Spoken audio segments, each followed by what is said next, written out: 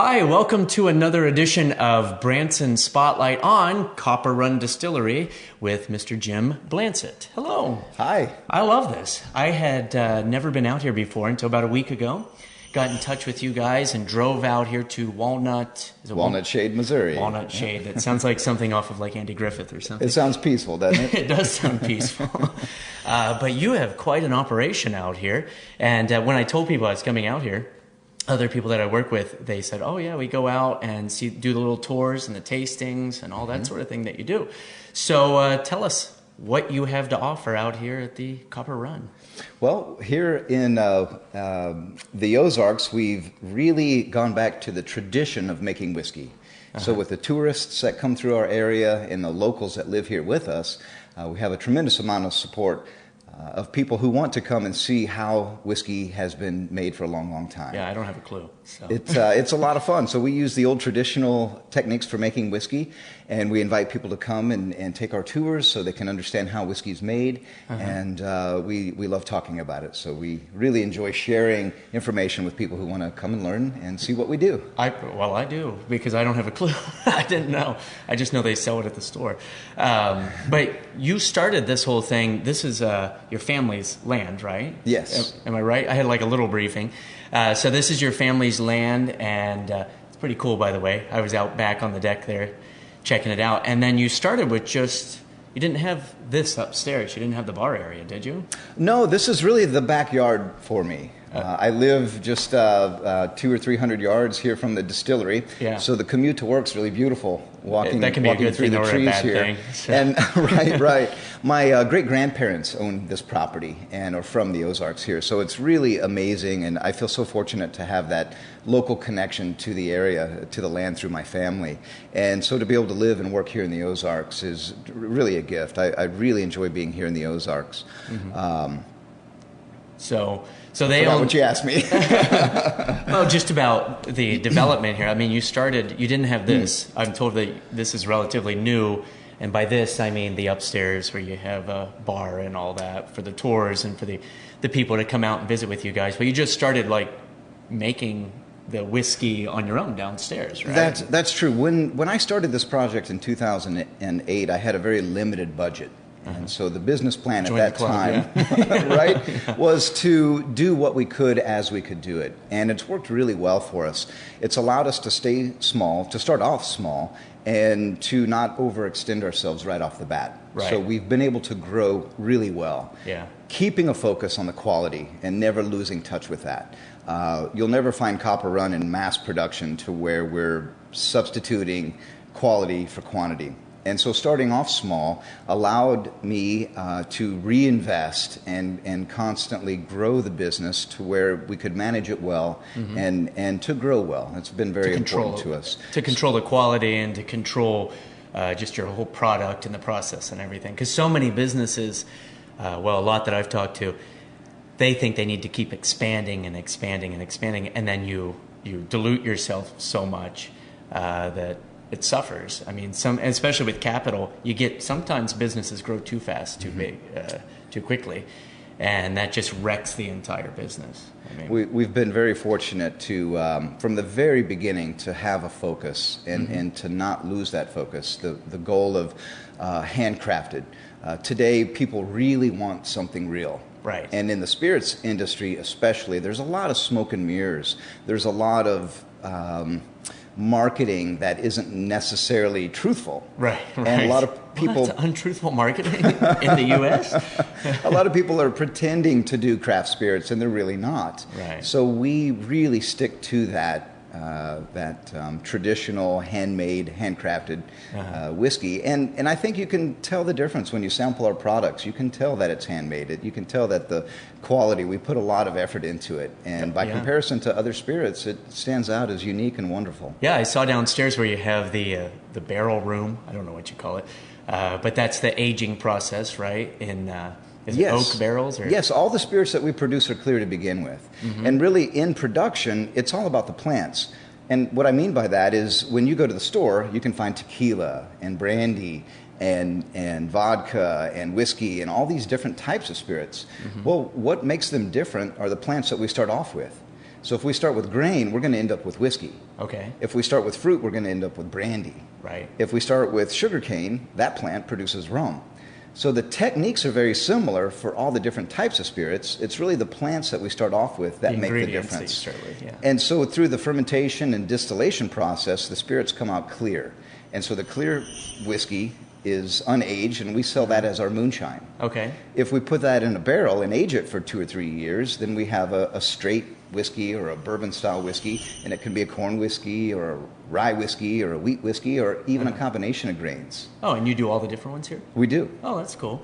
And so how long do you typically age? I mean, what's the longest? Well, the longer the better in most cases. Right. It's really interesting when it comes to barrel aging the spirits. We start with... we're talking about the Ozarks. In the production of our spirits, we start with the Ozark Mountain water here, which is full of calcium and magnesium from our limestone with 0 iron. So starting off with perfect water is the first step for us. And then these wonderful grains that we use in the process to ferment and distill our spirits, and then the aging process begins. And what makes our aging process here so unique in the Ozarks is the Missouri white oak that grows here, in the Ozarks specifically, is world famous for making the best whiskey barrels. So it's truly a regional whiskey, from the water to the grains to everything's from this area. To the oak that we use to age our whiskeys.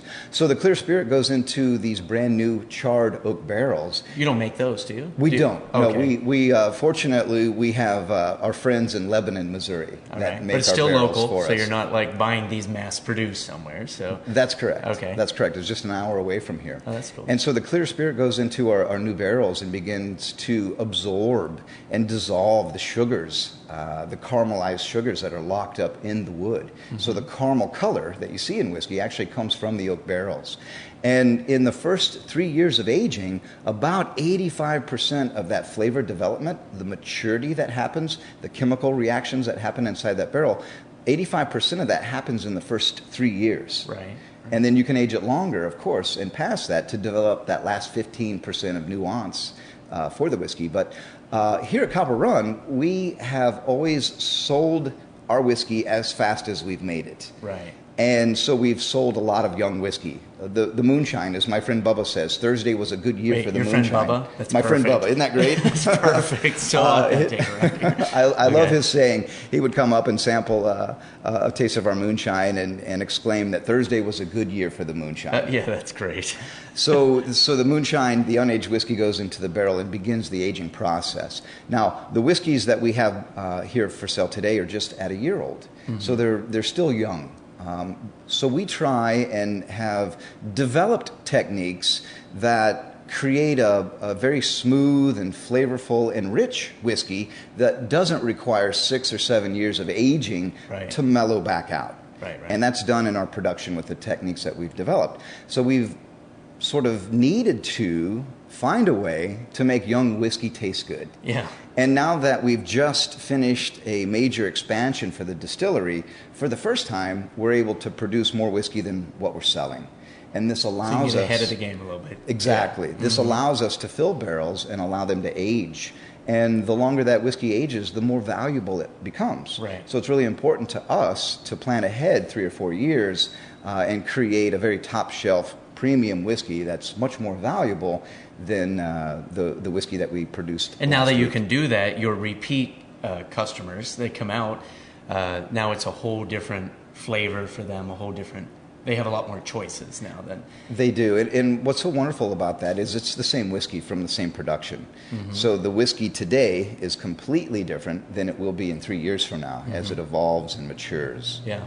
Yeah, I know you sell these little tiny 5 liters barrels. Yes. And Sierra over there was explaining to me, because I got one of them for one of my relatives, and she was explaining that you can refill it, and so you'll constantly have a new mix going on in there as it ages in the barrel, and you keep putting in fresh in the top there in the little hole. And I love the tradition that the old timers around here used for their family whiskey, for their family barrel of whiskey, whatever size it was.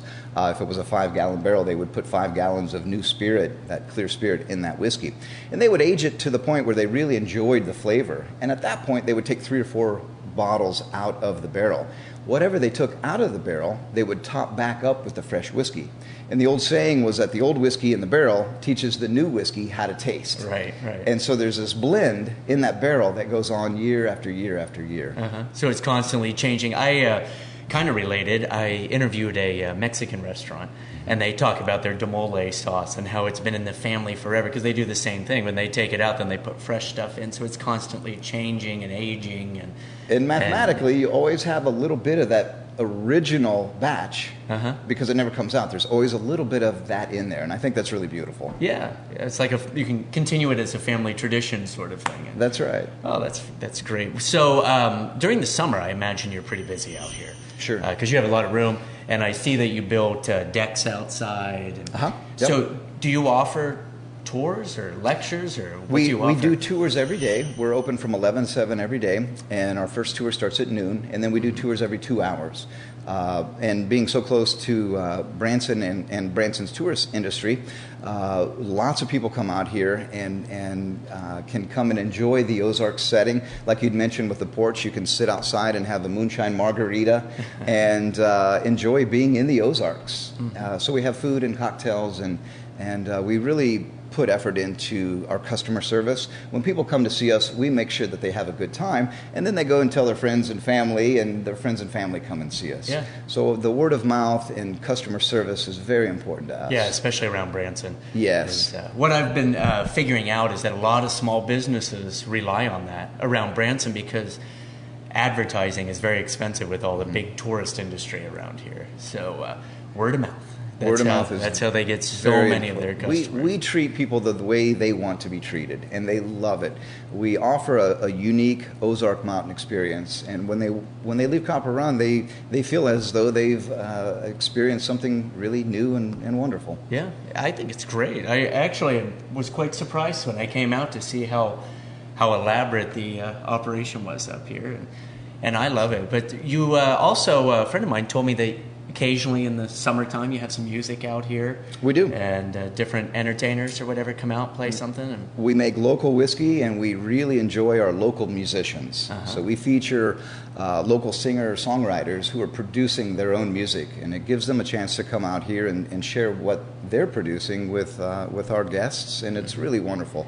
It creates an incredible, magical experience. Right. Do you have a lot of regulars that come out? We do. Yeah. Absolutely. So it's great to see our regulars come and join us again and again. It's wonderful to see tourists from all over the world come with our guest registry. It's really fun to flip through those pages and see people from all over the world that come here to Copper Run. Yeah, that's great. So where do you see yourself going? Do you want to keep expanding up here? You want to offer more tours?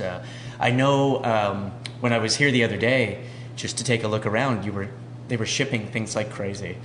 Sierra was boxing things up to ship, so people can order through a website? Yes, we are expanding now into markets outside of the Springfield-Branson market. We're heading to Kansas City and St. Louis and Jefferson City, and really focusing on the state of Missouri right now. And then after that, we'll slowly spread out into a regional area. We'll stay regional. I really like the idea of putting great effort into customer service into the area that we produce our whiskey in. And there's plenty of people here in our area to where we can do quite well as a business right here. Even if they don't live here, we get like millions of people that come here. Absolutely. And the wonderful thing is, in this industry, the craft distillery industry, there are distilleries like this popping up all over the United States. And so it's very much following what happened in the beer industry back in the late 80s and in the 90s, where these wonderful handcrafted breweries popped up all over the country.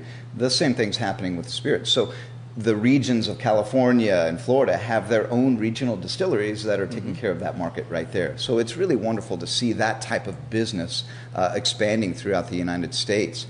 One of the products that I'm so happy to be able to offer right now, you'd mentioned the smaller barrels that you'd picked up for your friends and your family. Well, we sell barrels of all sizes, from 1-gallon barrels up to the full-size 53-gallon barrels. Well, I can't imagine. Put that on their calendar. Well, the wonderful thing about our signature barrel program, it gives people a chance to decide what type of whiskey they want, and we get to involve them in the process. So our customers who want a barrel of whiskey can actually come here to Copper Run, decide what kind of whiskey they want, almost like flipping through a menu. Right. And then they help us make their whiskey. That's pretty cool. So they're a part of the handcrafted process. And the types of whiskey that they're interested in, we help them make, including labeling and bottling. So they'll end up with about 400 bottles of a very unique whiskey that nobody else in the whole wide world has. Like their own little brand almost. Absolutely. So it's really exciting for us to share that with people who want to come here to Copper Run. And do you sell a lot of the great big barrels? We do. Really? It's really neat to see people showing interest in that. Oh, that is awesome, actually. I can't imagine backing the truck up and loading a giant barrel. Imagine corporations that are looking for a unique experience with their top management team. Right. Where they can come here and build this whiskey. And now they have 400 bottles of a unique whiskey that they can share with their clients and their customers. Yeah, true. So we get a lot of response with that. And then there are businesses, chains of retail outlets that want their house whiskey. So we can work with them to design their unique whiskey. I never thought of like a restaurant or something like that. They could have their own, like a house wine, but house whiskey. That's absolutely. Okay. So, on Discovery Channel and all those sorts of things, I see where they show the backyard distilleries and they go out, and I don't know how they do it. They follow these guys. I think that people are silly for being on these shows because you're exposing, hey, I have a illegal still at my house. I don't understand why you do it. But what is the difference between you guys and when somebody thinks of a still? I think of the old... I said Andy Griffith earlier, but the breaking up of the old stills and stuff like that. So what is the difference between the two, between you guys and somebody with copper pipe out in the middle of the woods? The difference really between an illegal distillery and a legal distillery is paying taxes. That's really what it amounts to. And of course, it's heavily regulated. Mm-hmm. So every drop that we produce, we document. So we spend a lot of time complying with the federal and state governments on production so that we can pay taxes accordingly. Yeah, all comes down to taxes. It all comes down to taxes. And so we work really hard to comply with the regulations. And so really, truly, the difference between an illegal distillery and a legal distillery is that we pay our taxes. And it really, the federal government charges in tax about $2.14 per bottle.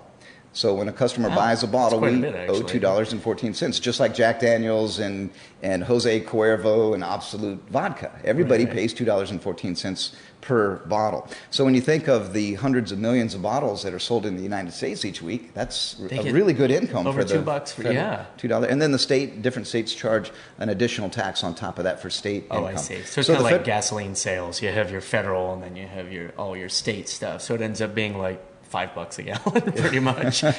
So the federal and state governments really support the alcohol industry because it's a great source of income. Right. Yeah, that makes sense.